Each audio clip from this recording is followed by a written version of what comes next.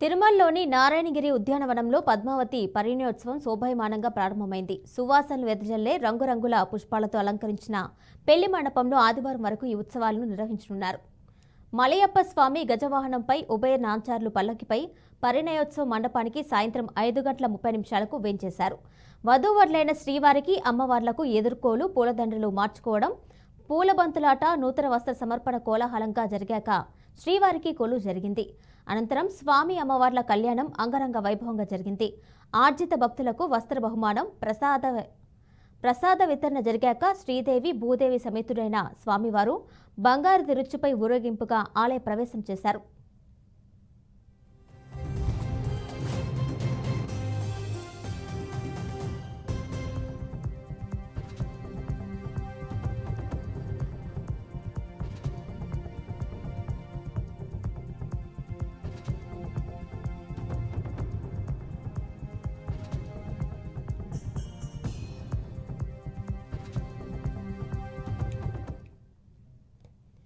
దీనికి సంబంధించిన మరింత సమాచారం మా రీజనల్ కోఆర్డినేటర్ గోపీనాథ్ అందిస్తారు. గోపీనాథ్, చెప్పండి. మొత్తంగా అయితే పద్మావతి శ్రీవారి పరిణయోత్సవం శోభాయమానంగా జరుగుతున్నట్టు తెలిసింది. దానికి సంబంధించిన ఇన్ఫర్మేషన్ ఇవ్వండి.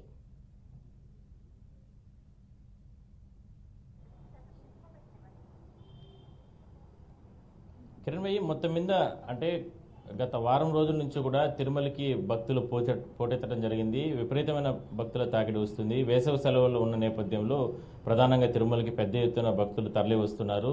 మరోవైపు నిన్నటి నుంచి కూడా స్వామివారికి సంబంధించి శ్రీవారి పరిణయోత్సవాలు ప్రారంభమవడం జరిగింది. ప్రతి ఏటా కూడా ఇదే మాసంలో టీటీడీ ఎంతో వైభవంగా ఈ కార్యక్రమాలు నిర్వహిస్తుంది.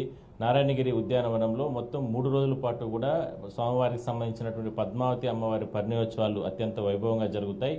అయితే దీనికి సంబంధించి ఇప్పటికే కూడా టీటీడీ యంత్రాంగం అంటే ఎందుకంటే ఈ ఉత్సవాల్లో పెద్ద ఎత్తున భక్తులు పాల్గొంటారు కాబట్టి వాళ్ళకు ప్రత్యేక టికెట్స్ కేటాయించడంతో పాటు ఏదైతే స్నపన తిరుమంజనం లేదంటే మిగిలిన కైంకర్యాలు ఇవన్నీ జరిగే సమయంలో కూడా అక్కడ అర్చకులు కూడా భారీ ఏర్పాట్లు చేయడం జరిగింది. అయితే మొత్తం మీద నిన్నటి నుంచి కూడా ప్రారంభమైనటువంటి పరిణయోత్సవాలు నిన్న, ఇవాళ, రేపు 3 రోజుల పాటు కూడా జరుగుతాయి.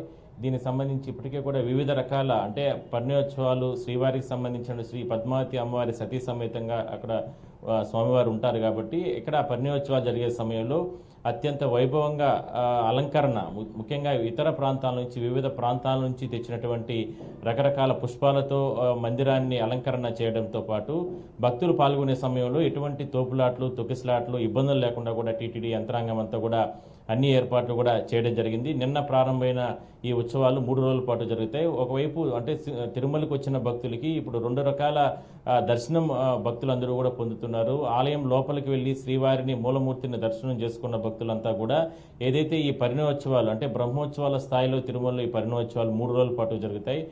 పెద్ద ఎత్తున భక్తులు వస్తారు కాబట్టి టీటీడీ ఇప్పటికే ఆలయం లోపల మూలమూర్తికి ఎటువంటి ఏర్పాట్లు చేశారో దర్శనం కల్పిస్తున్న పరిస్థితి మనం చూస్తున్నాం. ఆ ఏర్పాట్లు దాని తర్వాత పరిణయోత్సవాల్లో కూడా భక్తులు పాల్గొంటున్నారు. అయితే విపరీతమైన రద్దీ కొనసాగుతుంది.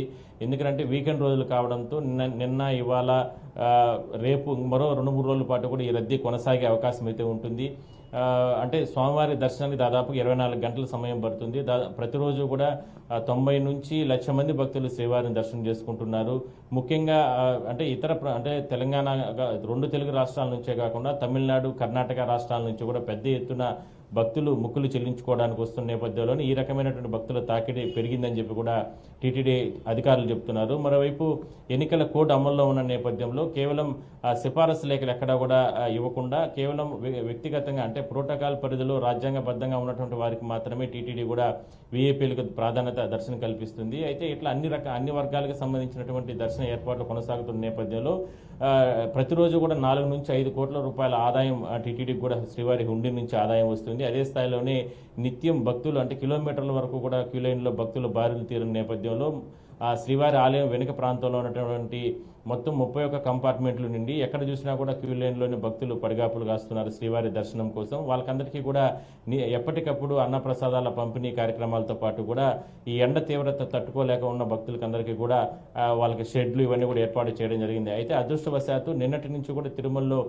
చిరుజల్లులు వర్షం కురుస్తుంది. తిరుమల కావచ్చు, తిరుపతి కావచ్చు ప్రాంతాల్లో వాతావరణంలో వచ్చిన మార్పుల కారణంగా వర్షం పడుతున్న అంటే తేలికపాటి వర్షపాతం కురుస్తున్న నేపథ్యంలో కాస్త భక్తులు ఉపశమనం పొందారని మనం చెప్పుకోవచ్చు. అయితే మొత్తం మీద టీటీడీకి సంబంధించి ఇంకా కూడా వారం 10 రోజులు, ఎందుకంటే రేపు నెలలోనే స్కూల్స్ అన్నీ కూడా ఓపెన్ అవుతాయి కాబట్టి, కాలేజెస్ అన్ని ఓపెన్ అవుతాయి కాబట్టి, ఈ మొన్నటి వరకు కూడా అంటే 13వ తారీఖు ఎన్నికలకు సంబంధించి పోలింగ్ ఓటింగ్ విషయానికి సంబంధించి కావచ్చు, ఓట్లు వేయడానికి సంబంధించి కావచ్చు, లేదంటే రాజకీయ పరంగా రకరకాల అంటే ఏర్పాట్లలో బిజీలో ఉన్నటువంటి ప్రజలంతా కూడా ఇప్పుడు స్వామివారి దర్శనం కోసం మొక్కులు చెల్లించుకోవడం కోసం తిరుమలకు వస్తున్నట్లు చాలా స్పష్టంగా కనబడుతుంది. అందువల్లనే అనూహ్యంగా 13వ తారీఖు ఎన్నికలు అయిపోయిన తర్వాత ఒక్కసారిగా తిరుమలకి భక్తుల తాకిడి పెరిగిందని మనం చెప్పుకోవచ్చు. అయితే టీటీడీ ప్రతి సంవత్సరం ఏదైతే ఏర్పాట్లు చేస్తుందో వేసవి ఆ నెల 1వ నెల ఎటువంటి ఏర్పాట్లు, భారీ ఏర్పాట్లు చేస్తుందో ఆ రకమైనటువంటి ఏర్పాట్లు చేయడం వల్ల వస్తున్నటువంటి భక్తులకి ఎటువంటి ఇబ్బందులు లేకుండా కూడా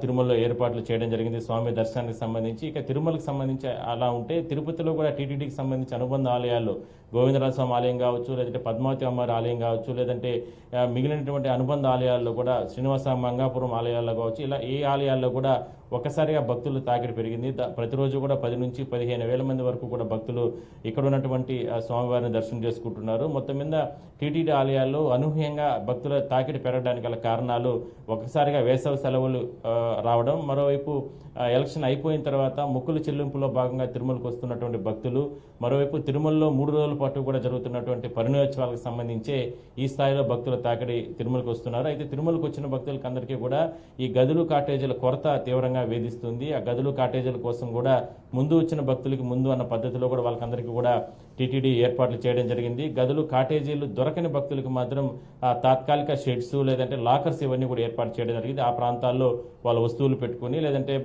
అక్కడ అంటే స్నానాలు అవన్నీ కూడా ఆచరించి అక్కడి నుంచి కూడా శ్రీవారి దర్శనానికి వెళ్ళే రకంగా కూడా ఏర్పాట్లు చేయడం జరిగింది. అయితే తిరుమలకు శ్రీవారి దర్శనం చేసుకున్న తర్వాత ఎంతోమంది భక్తులు ఈ లడ్డూ ప్రసాదాల కోసం కూడా పోటీ పడుతుంటారు కాబట్టి వేసవి సెలవులు కొనసాగే అన్ని రోజులు కూడా ప్రతిరోజు కూడా 4 నుంచి 5 లక్షల అదనపు లడ్డూలు కూడా టీటీడీ ఇప్పటికే కూడా ప్రతిరోజు అంటే ఏర్పాటు చేసుకోవడం జరిగింది. వచ్చిన భక్తులు స్వామివారిని దర్శనం చేసుకున్న తర్వాత వాళ్ళకి కావాల్సినటువంటి లడ్డూ ప్రసాదాలను కూడా పంపిణీ చేసేందుకు కూడా టీటీడీ అన్ని చర్యలు తీసుకోవడం జరిగింది. సో మొత్తం మీద ఇంకొక వారం 10 రోజుల పాటు కూడా తిరుమలలో ఈ రద్దీ కొనసాగుతుంది. అదేవిధంగానే తిరుపతిలో ఉన్నటువంటి టీటీడీకి సంబంధించిన అనుబంధ ఆలయాల్లో కూడా రద్దీ కొనసాగే అవకాశం అయితే ఉంది. తిరుపతిలో ఇప్పటికే గోవిందరాజ స్వామి ఆలయంలో కూడా గత 4-5 రోజుల నుంచి కూడా బ్రహ్మోత్సవాలు జరుగుతున్నాయి.